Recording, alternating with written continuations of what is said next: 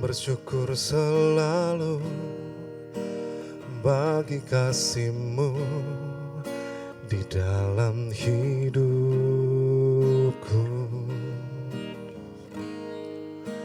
Takkan ku ragu atas rencana-Mu untuk masa depanku. Sebagai Bapa yang baik,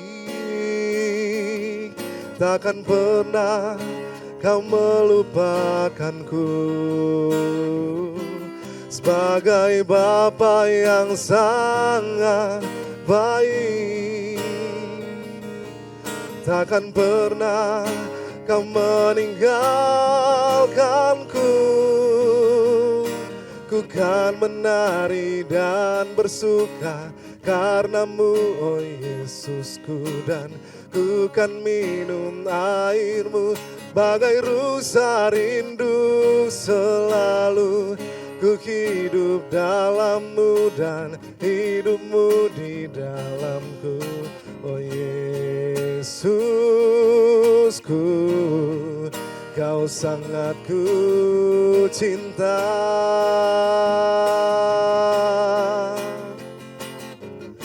Ku kan menari dan bersuka karena-Mu, oh Yesusku.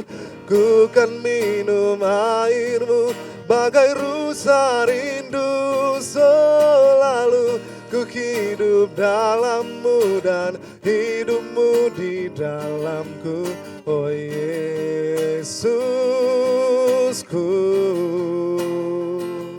Oh Yesusku, oh Yesusku. Kau sangat ku cinta.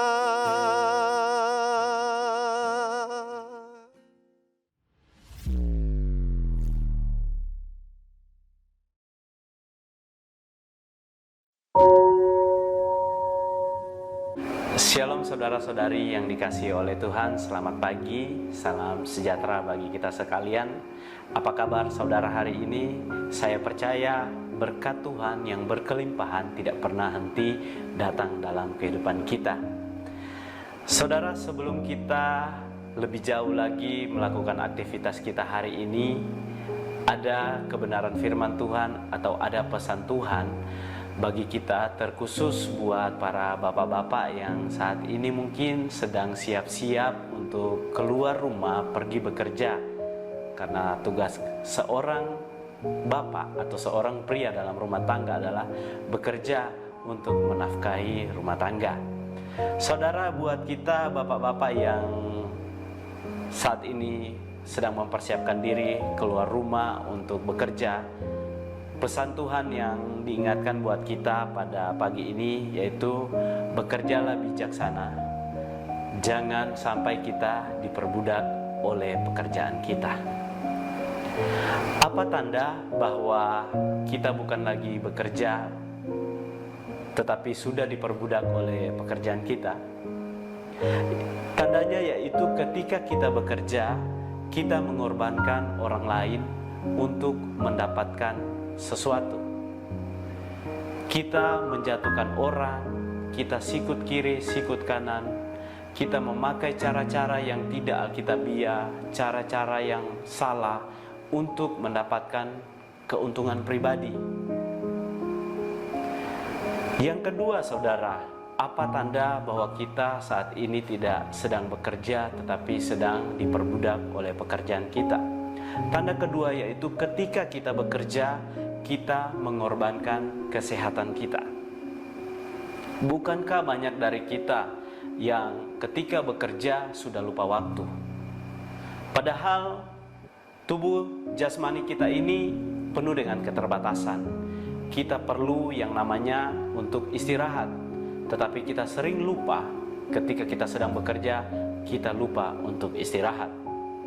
Tanda ketiga, saudara, bahwa apakah kita saat ini sedang bekerja atau kita sedang diperbudak oleh pekerjaan kita, yaitu ketika kita bekerja, kita mengorbankan waktu kita dengan keluarga. Kita mengorbankan waktu-waktu kita dengan anak-anak. Kita mengorbankan kebersamaan kita dengan istri kita. Kita terus bekerja. Ketika kita bekerja di kantor misalnya, kita pulang ke rumah, kita mandi, istirahat sejenak, kita lanjut lagi bekerja. Atau mungkin kita keluar untuk kemudian bekerja lagi. Kita mengorbankan kebersamaan dengan keluarga. Ini adalah dari sekian banyak tanda-tanda, 3 ini yang ingin saya bagikan buat saudara. Jika 3 hal ini sedang saudara alami, ingat bahwa saudara bukan lagi bekerja, tetapi saudara sedang diperbudak oleh pekerjaan saudara. Saudara-saudari yang dikasihi oleh Tuhan, mengapa ini bisa terjadi? Mengapa kita itu tidak lagi bekerja tetapi sedang diperbudak oleh pekerjaan? Itu terjadi saudara karena kita punya pemahaman yang salah. Kita memahami kita bekerja untuk mendapatkan berkat Tuhan. Sehingga saudara, ketika kita bekerja keras, ketika kita lebih banyak waktu bekerja, kita berprasangka bahwa kita akan mendapatkan lebih banyak berkat Tuhan. Sebenarnya konsep Alkitab tidak seperti itu. Konsep bekerja yang Alkitab mau bukan seperti itu. Di dalam Amsal 6 ayatnya yang ke-6, firman Tuhan berkata, "Hai pemalas, pergilah kepada semut, perhatikan lakunya dan jadilah bijak." Ketika kita membaca firman Tuhan ini, kebanyakan dari kita memahami bahwa Tuhan menginginkan atau firman Tuhan menginginkan kita menjadi pribadi yang giat bekerja, menjadi pribadi yang pekerja keras, saudara. Sebenarnya tidak sedemikian, saudara. Kita melupakan ayatnya yang ke-8 dalam firman Tuhan ini. Kita mengabaikan ayatnya yang ke-8, kita fokus ke ayatnya yang ke-6. Memang kalau kita fokus di sana, benar, kita harus menjadi pribadi yang giat bekerja. Kita harus menjadi seorang pribadi yang pekerja keras, saudara. Tetapi ayatnya yang ke-8 menjelaskan bahwa ia atau semut, saudara, dalam hal ini menyediakan rotinya di musim panas dan mengumpulkan makanannya pada waktu panen. Dengan demikian, saudara, semut itu tahu kapan waktunya untuk bekerja, kapan waktunya untuk berhenti bekerja. Saya ulangi, saudara, Amsal 6 ayatnya yang ke-6 sering kita artikan sebagai perintah untuk menjadi pribadi yang giat bekerja, untuk menjadi pribadi yang bekerja keras, sehingga sebagian dari kita bekerja tanpa mempedulikan lingkungan di sekitar kita. Kita sibuk bekerja dengan alasan untuk memenuhi kebutuhan rumah tangga. Kita bekerja tanpa mengingat waktu dengan alasan untuk memenuhi kebutuhan di dalam rumah tangga kita. Saudara ingat, bukankah firman Tuhan berkata bahwa manusia itu hidup bukan hanya dari roti saja? Saudara, ada anak-anak kita yang membutuhkan kebersamaan dengan kita. Ada istri kita, saudara, yang membutuhkan waktu-waktu di mana kita berbagi, waktu-waktu di mana kita bisa bercerita bersama. Dan ingat yang penting, ada pekerjaan Tuhan yang harus kita kerjakan bersama kawan sekerja Allah. Saudara, sangat miris kalau kita sebagai orang yang memahami kebenaran firman Tuhan tidak melakukan hal ini. Sangat rugi, saudara. Saudara-saudari yang dikasihi oleh Tuhan, dalam kisah Yakub di Kejadian yang ke-27, seharusnya Yakub itu tidak menipu untuk mendapatkan hak kesulungan. Karena sejak dalam kandungan dia sudah dinubuatkan bahwa Yakub itu akan memperoleh hak kesulungan. Tetapi dengan cara menipu, itu bukan rancangan Allah. Allah tidak merancangkan itu.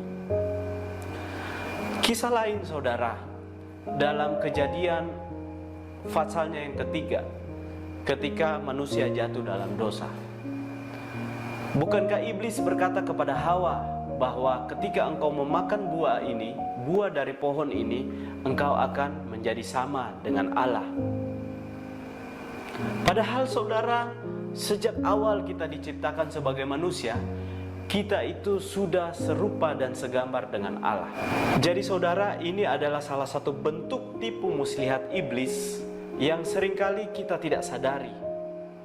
Seharusnya sebagai orang Kristen, sebagai orang percaya, orang yang memahami kebenaran firman Tuhan, seharusnya kita bekerja dengan sebuah pemahaman bahwa ketika kita bekerja bukan untuk mendapatkan lebih banyak berkat Tuhan, tetapi kita harus punya pemahaman kita bekerja karena Tuhan sudah menyediakan buat kita. Artinya sudah ada porsi untuk kita yang Tuhan sediakan. Dengan demikian kita tidak akan mudah diperbudak oleh pekerjaan kita. Saudara-saudari yang dikasihi oleh Tuhan, kita bergumul dalam pekerjaan bukan untuk mendapatkan lebih banyak lagi berkat Tuhan, tetapi biarlah kita bergumul dalam pekerjaan karena kita percaya bahwa Tuhan sudah menyediakan untuk kita. Pesan firman Tuhan yang terakhir saya ambil saudara dari Ibrani 13 ayatnya yang kelima. Janganlah kamu menjadi hamba uang, dan cukupkanlah dirimu dengan apa yang ada padamu, karena Allah berfirman, Aku sekali-kali tidak akan membiarkan engkau, dan Aku sekali-kali tidak akan meninggalkan engkau. Amin buat firman Tuhan. Mari kita berdoa. Tuhan Yesus, terima kasih, kami bersyukur buat pagi ini kami boleh mendengarkan kebenaran firman-Mu. Allah Roh Kudus, biarlah Engkau bekerja lebih lagi untuk memberikan pengertian kepada setiap kami tentang apa yang Engkau inginkan melalui kebenaran yang disampaikan pada pagi ini. Berkati setiap kru yang bekerja Tuhan, Engkau berkati dengan berkat-Mu yang berlipat kali ganda. Biarlah media ini boleh menjadi berkat buat banyak orang, semakin banyak jiwa yang dikuatkan di dalam Engkau. Terima kasih Bapa di sorga, terima kasih Roh Kudus. Ini doa kami yang kami naikkan di dalam nama anak-Mu Yesus Kristus yang adalah Tuhan dan Juru Selamat kami yang hidup. Dalam nama Tuhan Yesus kami berdoa bersyukur, haleluya, amin.